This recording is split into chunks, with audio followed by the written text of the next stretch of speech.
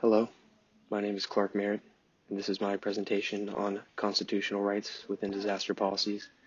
I'm going to start by framing a little bit about what the Constitution is, then move into its relationship with emergency management and disaster policy, and finish off with the correlation between disaster policy and your constitutional rights. What is the Constitution? The Constitution has served as our country's guiding set of laws since it was ratified in 1788. It outlines many things, including how our government should work on the federal level.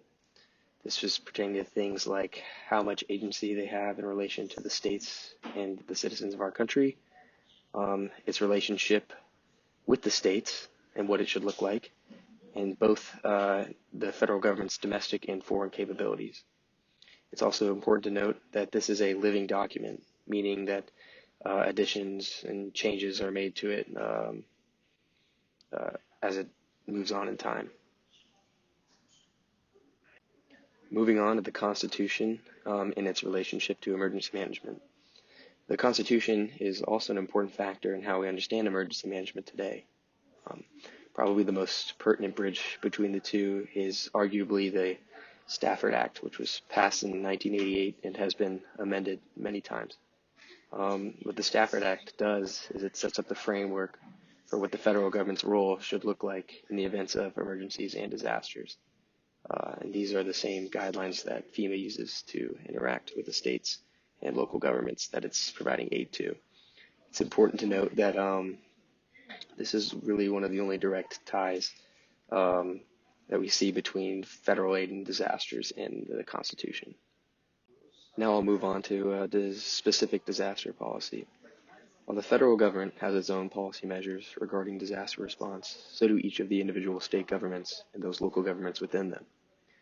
The state and local governments are actually the first intended responders to disasters, and if need be, they are the ones who call in the federal support. This is in regards to the bottom-up implementation pattern that we use here in the United States. And this means that much of the disaster policy differs from each state to each state, with varying types of response plans and disaster management budgets and etc. Now I'll tie this all together with disaster policy and your constitutional rights.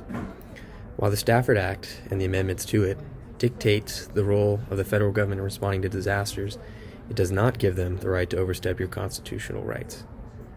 The power of the executive branches, as in the president and governors, can be extended in states of emergencies, but this does not violate the Constitution. And it's also important to note that when they have these expanded powers, the system of checks and balances in our country ensures that these powers are not misused or made permanent. So in short, disaster policy does not and should not infringe upon your constitutional rights. Thank you for watching my presentation. Here's a list of some references that I used for this video. Thanks again.